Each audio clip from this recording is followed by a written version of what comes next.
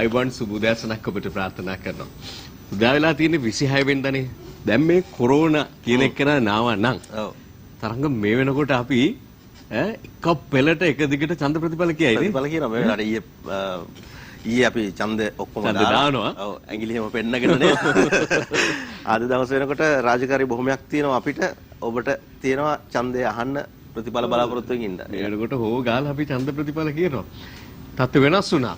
Corona ආවා. ඉතින් ඒ නිසා රටේ විතරක් නෙමෙයි මුළු ලෝකෙම හැමදේම වෙනස් වෙනකොට අපිටත් ඒ අනුව යන්න සිදුණා. දැන් තරංග මට හිතෙන්නේ අපි පුරුදු වෙන්න වෙලා තියෙන කොරෝනා එක ජීවත් වෙන්න. ඔව් අපිට හැම දෙයකටම මුහුණ දෙන්න අවස්ථාව උදා වෙලා තියෙනවා. හැමදාම ජීවිතේ එහෙම තමයි විවිධ හැලැප්පීම් එක්ක විවිධ දේවල් එක්ක අපිට ඉදිරියට යන්න සිද්ධ වෙලා තියෙනවා. ඉතින් කොරෝනා COVID-19 එක්කත් දැන් ඉතින් රටක් විදිහට ලෝකයක් විදිහට ඉස්සරහට යන්න තමයි තියෙන්නේ නේ. ඒකට සාමාන්‍ය නිකන් ඔහේ දැන් අපි ඔහේ ඉන්න මොකෝ කරන්නේ මොකෝ වෙන්නේ මේ ටික ඔහේ ඉන්න කියලා කියපු ඒවා දැනෙනවා අපි ජීවත් වෙනවා. ඇයි වෙනද වගේ සැප පහසුවට ඔක්කොම නැති වෙනකොට අහල පහලින් යන්නේන ගමන් වාහනෙන් බෑලා බඩු ටික අරගෙන එන්න ඒ පහසුකම් හැමදේම සීමා වෙනකොට දැනෙනවා ජීවත් වෙනවා කියලා පොලිමක පොඩ්ඩක් ඉන්න වෙනකොට ගෙදර ළඟට එනකන් ලොරිය හාල් ටික ගන්න ලෝල් ටික ගන්න බලන් ඉන්නකොට ඒ මදිවට තව දේවල් වලට මුහුණ පාන්න වෙනකොට දැනෙනවා. හැබැයි ඉතින් ඒ දැනෙන හැමදේම හොඳයි කියලා හිතන්නත් අමාරුයි. සමහර දැනන දේවල් නම් විඳව ගන්න ටිකක් අමාරු තමයි.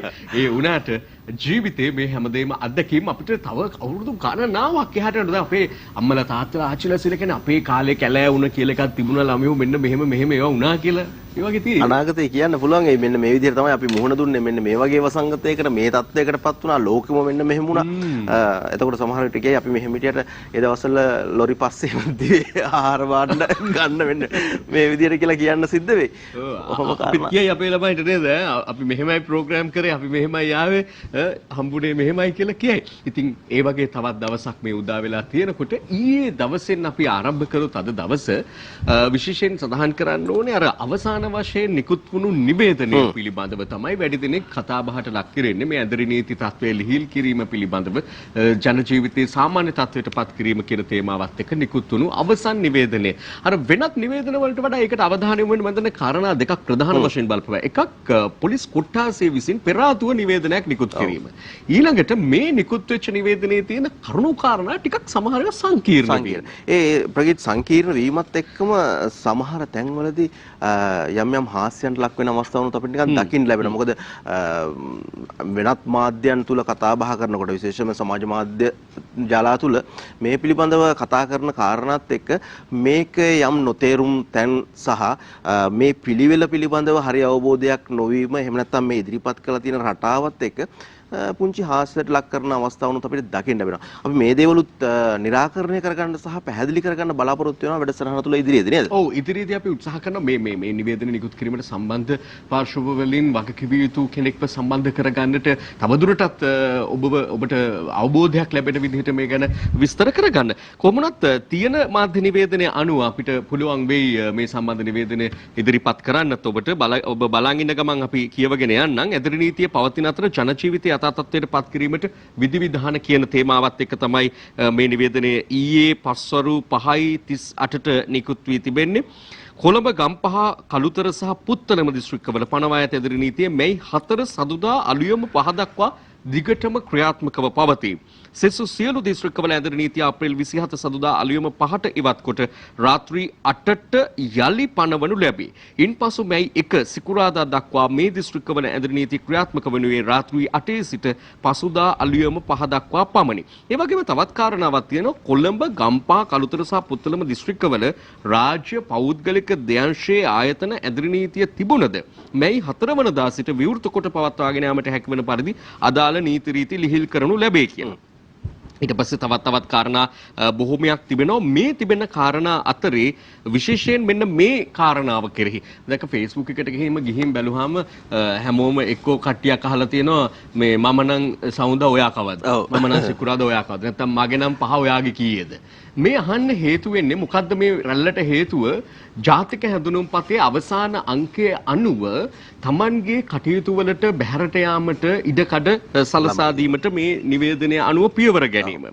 ඒ අනුව සදුදා දවස්වල බැහැර යාමට ඉඩ ලැබෙන්නේ අංක 1 හෝ 2 ජාතික හැඳුනුම්පතේ අවසාන අංකය ඇති අයට පමණයි. සදුදාට 1 2, අඟහරුවාදට 3 4, බදාදට 5 6, බ්‍රහස්පතින්දාට 7 8, ඊළඟට සිකුරාදට 9 සහ 0. මගේ නම් සිකුරාද.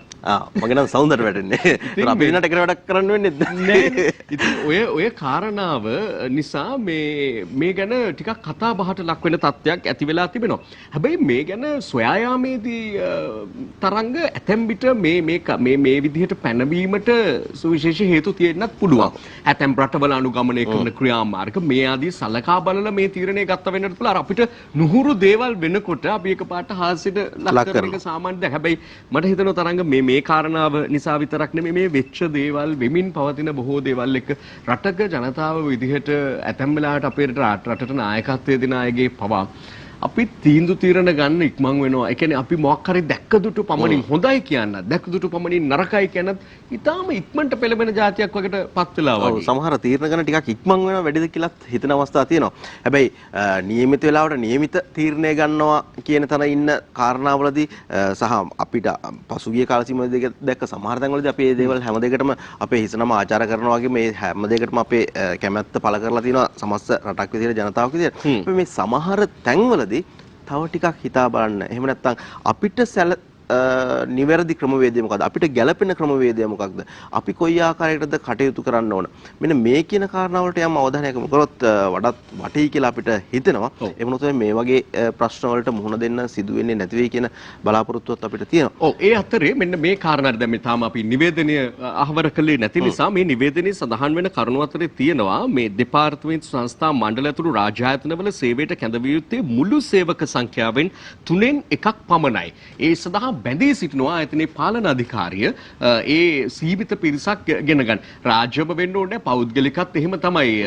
උදාහරණයකට අප ගැන කතා කරොත් ඉතාම සීමිත පිරිසකගෙන් තමයි අපි මේ කටයුතු කරගෙන යන්නේ. සෑම ආයතනයක්ම අප දන්නා පරිදි එහෙම තමයි මේ වෙලාවේ කටයුතු කරන්නේ. ඔය අතරේ මෙන්න මේ ගැන ගමනාගමන මණ්ඩල බස් රථවල හා දුම්රිය මැදිරිවල මගී ප්‍රවාහන රැකියාව සඳහා යන එන අයට පමණක් සීමා කෙරේ. ඒ කියන්නේ බස් රථවල දුම්රිය මැදිරිවල ගමන් කිරීම රැකියාව සඳහා යන එන අයට පමණක් සීමා කරේ කියලායි කියන්නේ. එතකොට මෙන්න මේ කාරණා ගැන ජාතික හැඳුනුම්පත රියදුරු බලපත්‍රයේ තියෙනවා නම් ඒ වගේම රැකියා හැඳුනුම්පත කියන එක හැම විටම ඔබ සන්තකයේ තබා ගැනීමට අතිශයින්ම ඔබ කල්පනාකාරී වන්නේ ඊටාත්ම වැදගත් වෙයි කියලා අපි විශ්වාස කරනවා. ඒ වගේම මෙන්න මේ කාරණාව කවරෙකු හෝ නිවසෙන් බැහැර යා යුත්තේ ආහාර සහ ඖෂධ වැනි අත්‍යවශ්‍ය භාණ්ඩ හා ද්‍රව්‍ය මිලට ගැනීමට පමණි. එවැනි භාණ්ඩ මිලදී ගැනීමට තම ප්‍රදේශයේ පිහිටි පාගමනින් ගොස් ළඟා විය හැකි ආසන්නතම වෙළඳසැල පමණක් තෝරාගත යුතුයි කියලා.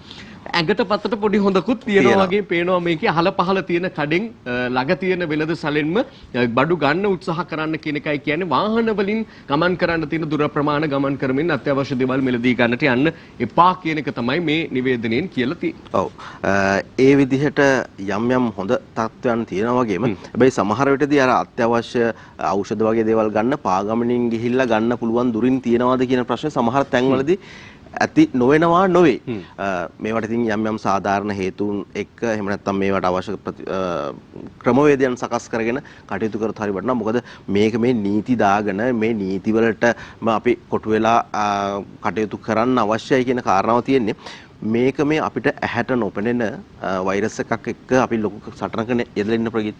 මේ අපි හැමෝගෙම හොඳට තමයි හුඟක් දේවල් මේ ක්‍රියාත්මක කරන්න උත්සාහ කරන්නේ. ඉතින් මේ දේවල් වලදී අර පොලිසිය දකින්නකොට හෙල්මට් දා ගන්නවා වගේ පොලිසිය දකින්නකොට මාස්ක් එක දා ගන්න උත්සාහ නොකර අපි හැම මොහොතකම අපි ගැන වගේම අපේ අසල්වාසීන් ගැන අපේ ළඟම කෙනා ගැන අවධානය යොමු කරගෙන මේ වෙලාවේදී කටයුතු කරන්න ඕන කියන කාරණාවත් අපි සිහිපත් කරන්න ඕන මේ හැම දෙයක් එක්කම. ඔව් ඔය අතරේ දැන් මේ අපි කියූ කරුණු කාරණා වලටත් සම්බන්ධ වෙන පුවත් වාර්තාවක් අප සතුව තිබෙනවා ඊයේ ප්‍රවෘත්ති ප්‍රකාශය අඩංගු වෙච්ච. අප ඒ නරඹලෙමු. ඉන්න අනතුරුව තවත් එක්කාසු කළ යුතු කාරණා කිහිපයක්ම තියෙනවා. ඉන්පසු ඒ වෙත අවධානය දෙමු. ලබන 27 වනදා ඉවත් කිරීමට නියමිතව තිබූ ඇඳිරි නීතිය යලිත් වරක් කොළඹ ගම්පහ කළුතර සහ පුත්තලම දිස්ත්‍රික්කවලට දීර්ඝ කරමින් ඇඳිරි නීතිය මැයි මාස 4 වන සඳුදා අලුයම 5 දක්වා දිගටම ක්‍රියාත්මකව පවතිනවා. සෙසු සියලුම දිස්ත්‍රික්කවල ඇඳිරි නීතිය අප්‍රේල් 27 වනදා ඒ කියන්නේ සඳුදා අලුයම 5ට ඉවත් කෙරෙනවා. යලිත් රාත්‍රී 8ට එම දිස්ත්‍රික්කවල ඇඳිරි නීතිය පනවනවා.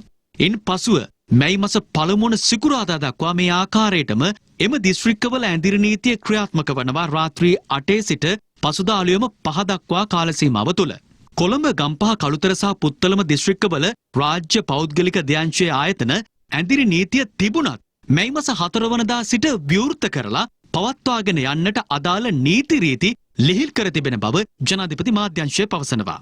දෙපාර්තමේන්තු සංස්ථා මණ්ඩල ආදී රාජ්‍ය ආයතන වගේම පෞද්ගලික අංශයේ කර්මාන්තශාලා ගොඩනැගිලි ඉදිකිරීම් ව්‍යාපාර සේවා ස්ථාන එළවලු මාළු සහ සිල්ලර වෙළඳසැල් පවත්වාගෙන යන්නට අවසර තිබෙනවා. පෞද්ගලික අංශයේ ආයතන විවෘත කළ යුතු වේලාව උදෑසන 10. රාජ්‍ය පෞද්ගලික ධ්‍යාංශයේ ආයතන ප්‍රධානීන් මැයි මාස 4 වනදා සිට සිය කාර්යාල සහ සේවා ස්ථානවල ක්‍රියාකාරීත්වය කෙසේ විය යුතුද යන්න ලබන සතිය තුලම සැලසුම් කළ යුතුයි. දෙපාර්තමේන්තු සංස්ථා මණ්ඩල ඇතුළු රාජ්‍ය ආයතනවල සේවයට කැඳවිය යුත්තේ මුළු සේවක අවශ්‍ය ලෙස මාර්ගවලට පැමිණීම වගේම වෙනත් ස්ථානවල රැස්වීම නතර කළ යුතු බව ජනාධිපති මාධ්‍යංශය පවසනවා. කවරෙකුට හෝ නිවසෙන් බැහැරව යන්නට අවශ්‍ය නම් ඒ ආහාර සහ ඖෂධ වැනි අත්‍යවශ්‍ය භාණ්ඩ සහ ද්‍රව්‍ය මිලට ගන්නට පමණයි. ඒ වගේම භාණ්ඩ මිලදී ගැනීමට තම ප්‍රදේශයේ පිහිටි පාගමනින් පයින් ළඟා විය හැකි ආසන්නතම වෙළඳසැලට පමණක් යා යුතුයි. අත්‍යවශ්‍ය කාර්යයන් සඳහා වුණත් නිවසෙන් බැහැරව යන්නට පුද්ගලයෙකුට අවසර මෙවර ලැබෙන්නේ ජාතික හැඳුනුම්පතේ අවසාන අංක 2 පදනම් කරගනිමින්. ඔබ හොඳින්ම බලන්න ඔබේ ජාතික හැඳුනුම්පතේ අවසන් අංක 2 හැඳුනුම්පත අතටගෙන එය නිරීක්ෂණය කරන්න. ඔබට හිමි දවස කුමක්ද කියයින් අනතුරුව ඔබ අත්‍යවශ්‍ය කටයුත්තක් සඳහා නිවසෙන් බැහැරව යන්න. සඳුදා දිනවල හැඳුනුම්පතේ අවසන් අංක ලෙස 1 හෝ 2 ඇති අය. අඟහරුවාදා දිනේදී හැඳුනුම්පතේ අවසාන අංක ලෙස 3 හෝ 4 ඇති අය. බදාදා හැඳුනුම්පතේ අවසන් අංක ලෙස 5 හෝ 6 ඇති අය. බ්‍රහස්පතින්දා හැඳුනුම්පතේ අවසාන අංක ලෙස 7 හෝ 8 ඇති අය. සිකුරාදා හැඳුනුම්පතේ අවසාන අංක ලෙස 9 හෝ 0 ඇති අය. මේ විදිහට ඔබට අත්‍යවශ්‍ය කටයුත්තකට නිවසෙන් බැහැරව යන්නට පුළුවන්. දිස්ත්‍රික් අතර ගමනාගමනයේ රැකියා අවශ්‍යතා ඇතුළු අත්‍යවශ්‍ය සේවා සඳහා පමණක් සීමා කර තිබෙනවා. පාසල් විශ්වවිද්‍යාල උපකාරක පන්ති සෙසු අධ්‍යාපන ආයතන සහ සිනමා හල් නැවත දැනුම් දෙනතුරු අඛණ්ඩව වසා තැබෙනවා. තමාගේ දූදරුවන්ගේත් ජාතියේත් ආරක්ෂාව හා අභිවෘද්ධිය පතා සියලු අපහසුතා වගකීමෙන් ඉවසා සිටින ලෙසට රාජ්‍ය ජනතාවට අවධාරණය කරනවා. ඒ වගේම සමාජයේ යහපතට බාධා වන අයුරින් හැසිරෙන කවරෙකුට වුවද පවතින නීති යටතේ උපරිම දඬුවම් පමුණුවන බවයි ජනාධිපති මාධ්‍යංශයෙන් නිකුත් කළ නිවේදනයේ වැඩි දුරටත් දැක්වෙන්නේ. ඔව් අපි ඊයේ දවසේදී අපේ ප්‍රවෘත්ති විකාශයෙන් අපේ ප්‍රවෘත්ති අංශයෙන් සකස් කරපු වාර්තාව සහ විශේෂයෙන්ම මේ අලුත්ම තත්ත්වයන් පිළිබඳව ඊයේ වෙනකොට ලැබුණු වාර්තාවන් එක්ක ඒ තොරතුරු ටික තමයි සමීප කරේ. ඔව් තරංග අපි තනින් තන කියවූ වාර්තාව සම්පූර්ණයෙන්ම ප්‍රවෘත්ති අංශය විසින් සකසා ඉදිරිපත් කිරීමක් තමයි ඒ සිදු වුණේ. අපි උත්සාහ කරනවා තවදුරටත් මේ පිළිබඳ පැහැදිලි කරගන්න. නමුත් රජය වුණත් දැන් මේ ඇතැම් කාරණා පිළිබඳ යලි සමාලෝචනයක යෙදෙන්නට පුළුවන්. ඒ නිසා ජනාධිපති මාධ්‍ය අධ්‍යක්ෂ ජෙනරාල්වරයා මොහන් සමරනායක මහතා අපිට ප්‍රකාශ කළේත් මේ සම්බන්ධව විමසීමේදී තවදුරටත් මේ පිළිබඳ සමාලෝචනය කිරීම සිදු වෙමින් පවතින බව. ඒ වගේම ජනාධිපති උපදේශකතුමන් මේ ආදී පාර්ශ්ව එකාසු වෙලා මේ පිළිබඳව සාකච්ඡා තවදුරටත් පවතින බවත් සඳහන් කරන්නට ඕනේ. ඒ කෙසේ වෙතත් දැනට නිකුත් කර ඇති නිවේදනයේ පදනම්ම තමයි සියලු කාරණා සිදු වෙන්නේ කියන එක අපි විශේෂයෙන් අවධාරණය කරන්න ඕන කාරණාවක්. ඒ අතරේ ඔය දැන් සඳහන් කරලම තිබුණා පෞද්ගලික උපකාරක පන්ති සිනමාහල් මේ ආදී විවිධ රැස්වන ස්ථාන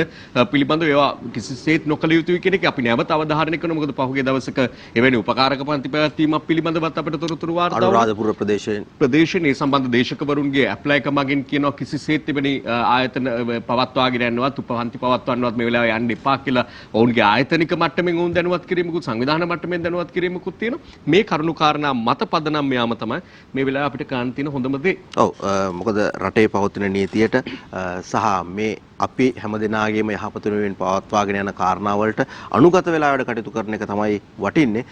අර උපකාරක පන්ති ගැන මතක් කරපු වෙලාවේ ප්‍රගීත අපි දැක්කා පහුගිය දවස්වල මේ අනුරාධපුරයේ සිද්ධියේදීත් නිවසක් තුල දරුවන් එකතු කරගෙන උපකාරක පන්ති පවත්වපු ආකාරය අපිට රූප දර්ශනත් එක්කම අපිට දකින්න අවස්ථාව ලැබුණා.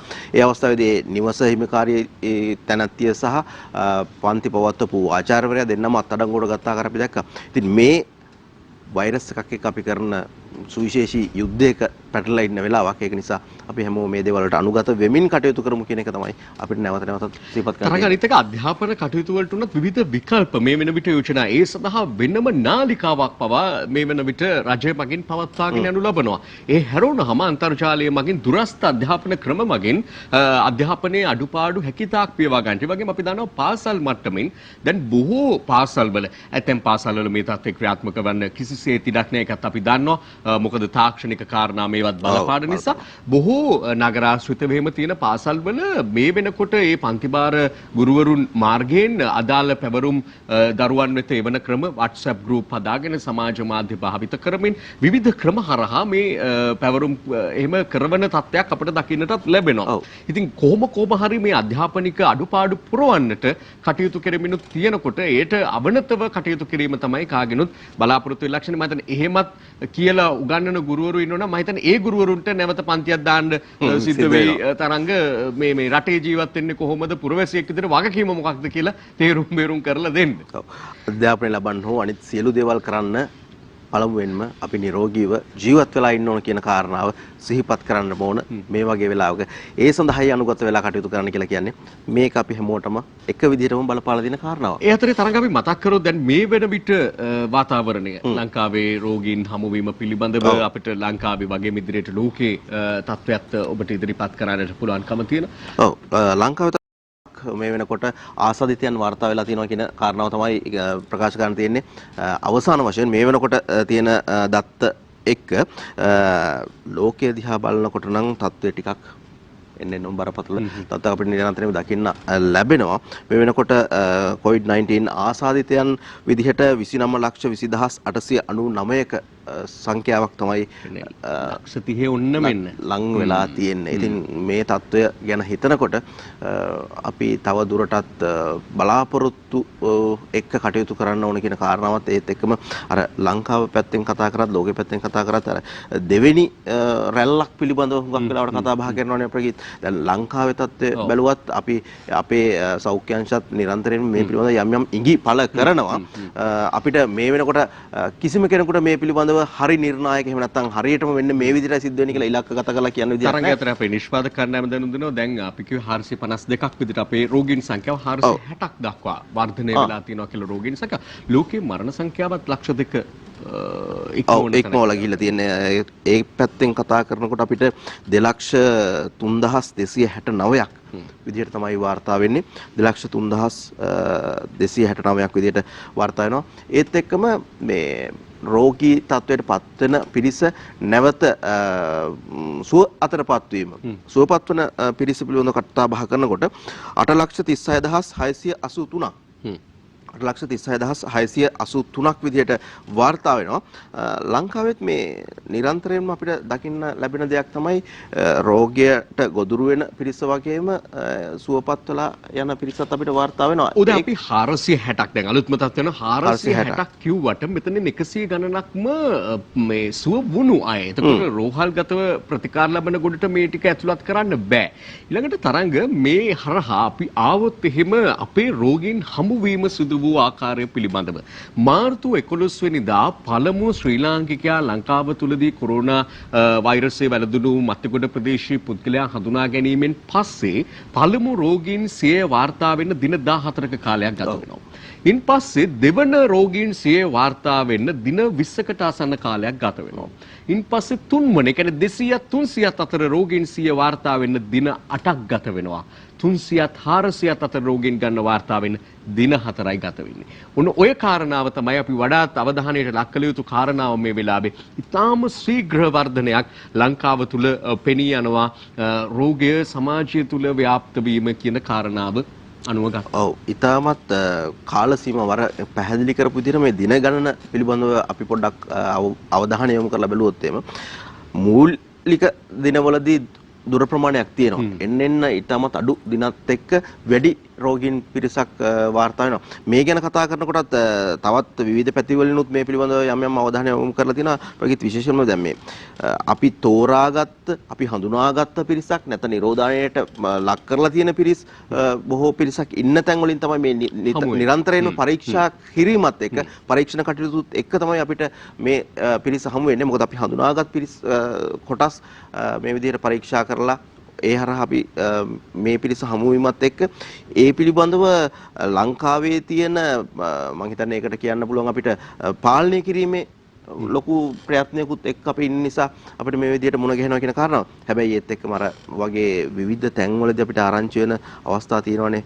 විවිධ අය තමන්ගේ හැසිරීම් රටා එක්ක තියෙන දේවල් අපිට අර සමහර ව්‍යාපාරිකයන් විශේෂයෙන් මත්ස්‍ය වෙළඳාමේ යෙදුණු කෙනෙක් හරහා අපිට මේ රෝගී ව්‍යාප්ත වීමේ කාරණා මේ වගේ දේවලුත් එක්ක විවිධ දේවල් කතා කරලා තිනවා. තවත් ඒ මාළු වෙලෙන්ද නම් නැවත ගෙදරට එව්වා කියලාත් තොරතුරු වාර්තා වෙනවා මාධ්‍යමයෙන් මත.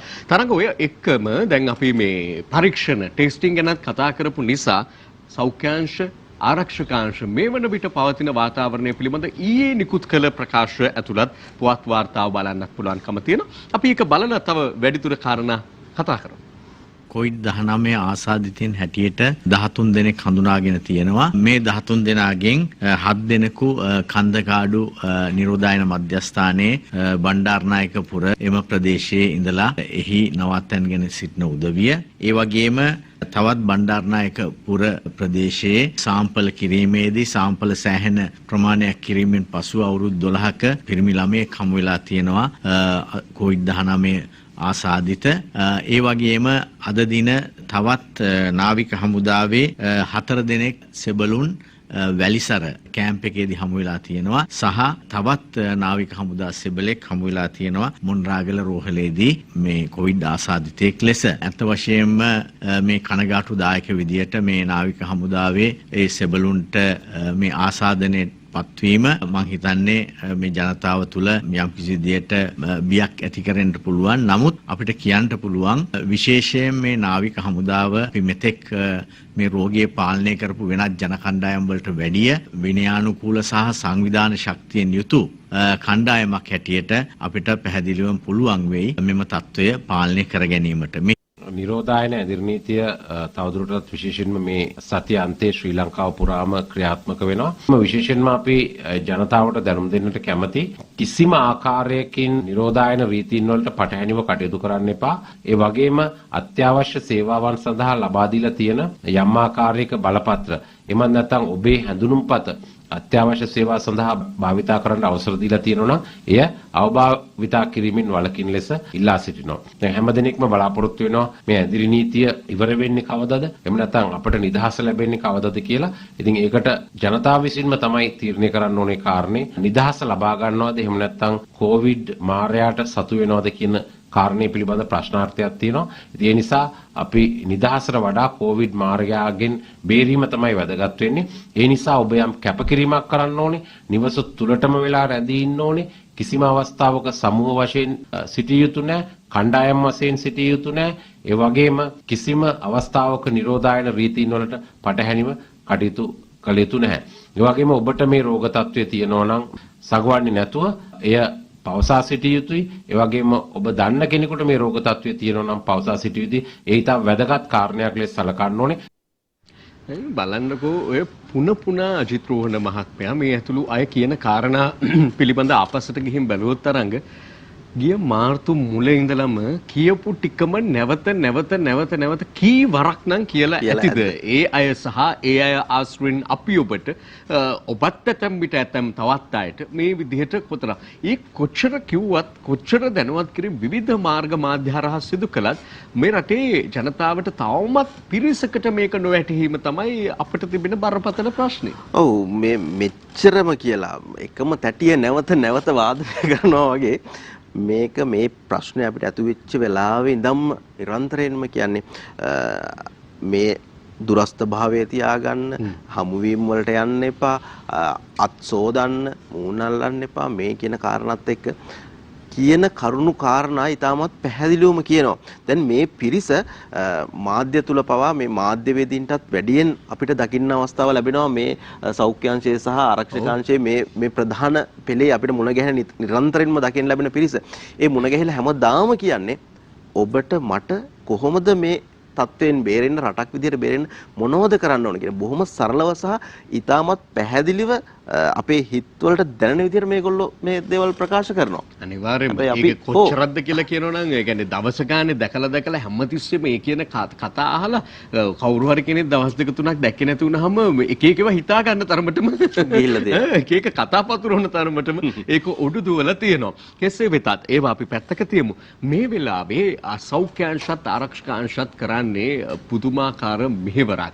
ඒක සේවයකට එහා ගිය වැටුපක් ලබන සේවයකට එහා ගිය තත්වයක් කියන එක කවුරුත් මම හිතන්නේ පුංචි දරුවාගේ ඉඳලා දන්නා කියන කාරණාවක්. හැබැයි ඒ වුණාට යම් කාරණා මත අපිට පේන තත්වය තමයි ඊයේ දවසේදී පෙරේදා දවසේදී ඇලිසර නාවික හමුදා කඳවුරින් එක තැනින් කීප දෙනෙක් නාවික සෙබළුන් මුණ ගැසීමත් එක්ක එයා ගම්බිම් වලට ගිහිල්ලා තිබීමත් එක්ක අර ගමට වීරයා වෙච්ච රටට වීරයා වෙච්ච රණවිරුවා ගැන සැක සංකා ඇතිවන ආකාරයෙන් ගෞරවයේ යම් අඩුවක් පෙන්눔 කරන ආකාරයේ පෝස්ට් එහෙම හුවමාරු වෙනවා. ඒ ගැන විවේචනය යම් දේවල් අපිට දකින්න ලැබිලා තියෙනවා. ඉන්නකො මේ ගැන අපි කතා කරමු. ඔව් දැන් මේ කාරණාව අර අපි මුලින් කිව්වා වගේ මාධ්‍යට කිව්වා හමුදාපතිවරයා විසින්.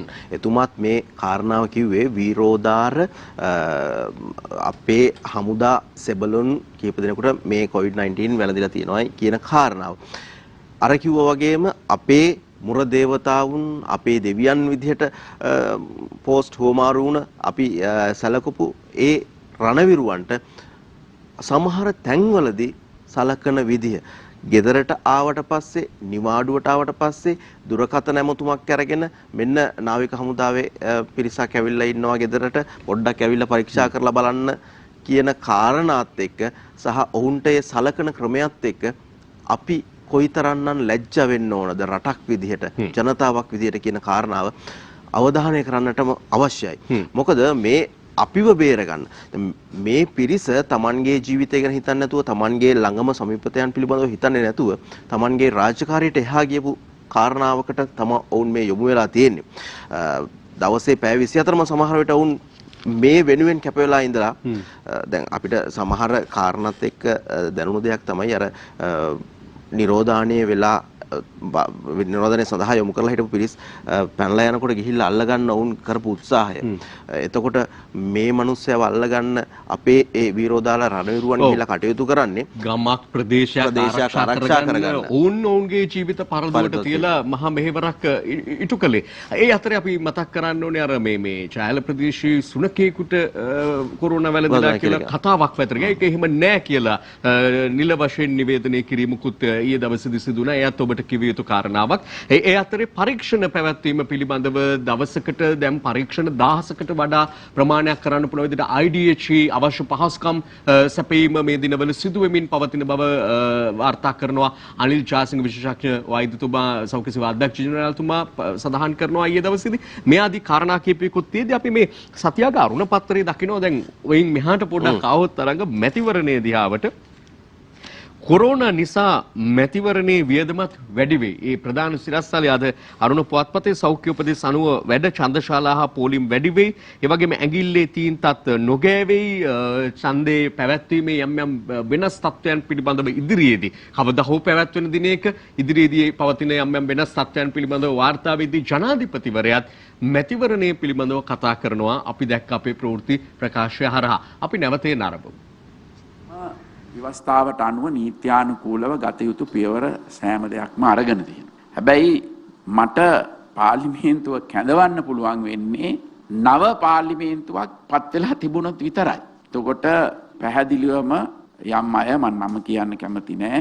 මේ අයගේ මූලිකත්වයෙන් මැතිවරණය තියන්න එපා මේ කොරෝනා ප්‍රශ්නය නිසා කියලා ප්‍රශ්නය මතු කරා. ඒ අයට අවශ්‍ය වුණේ ජූනි 2 වෙනිදාට පහුවට මේක කල් දාලා මෙතන විවස්ථාවේ අර්බුදයක් ඇති කරන්න පුළුවන්ද කියලා උසාවි ගෙනහිල්ලා අනවශ්‍ය තත්ත්වයකට මේ රට පත් කරන්න. එදාට මැතිවරණය තියන්න බැරි නම් අපිත් පිළිගන්න මේක මැතිවරණයක් තියන්න අවශ්‍යත් නැහැ.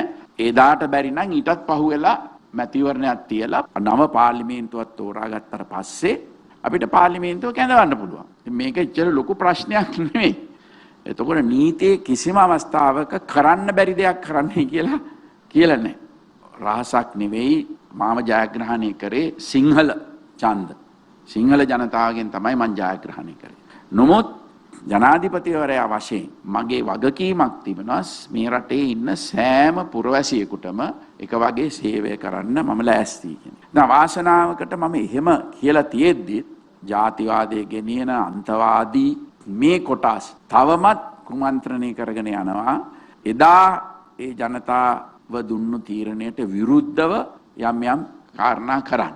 මේ අයගේ මූලිකත්වයෙන් මේ මැතිවරණය තියන්න එපා මේ කොරෝනා ප්‍රශ්නය නිසා කියලා ප්‍රශ්නය මතු කරා. ඒක කල් දාන්න කියලා. ඒ අයට අවශ්‍ය වුණේ අර ජූනි 2 වෙනිදාට පහුවට මේක කල් දාලා මෙතන විවස්ථාවේ අර්බුදයක් ඇති කරන්න පුළුවන්ද කියලා උසාවි ගෙනහිල්ලා අනවශ්‍ය තත්ත්වයකට මේ රටපත් කරන්න.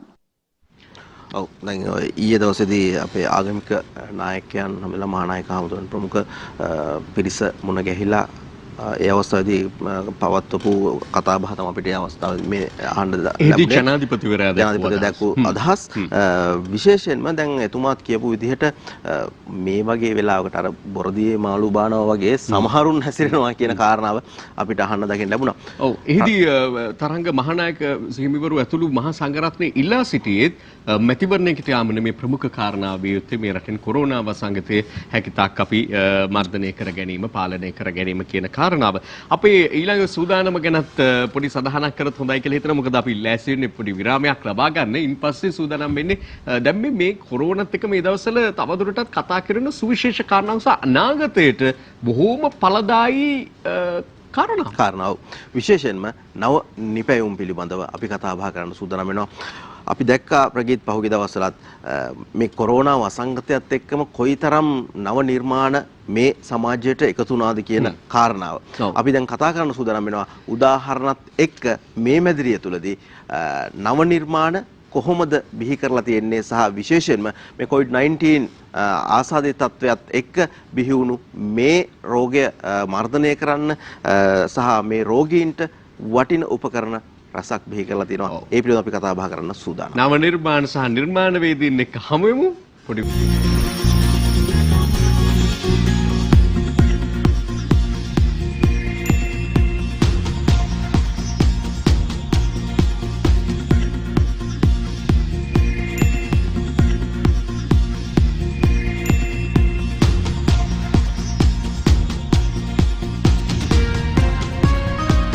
දිනපතා අලුත් වීඩියෝ සහ ප්‍රවෘත්ති නැරඹීමට ඉහත බටන් එක ක්ලික් කර සියත TV සබ්ස්ක්‍රයිබ් කරන්න.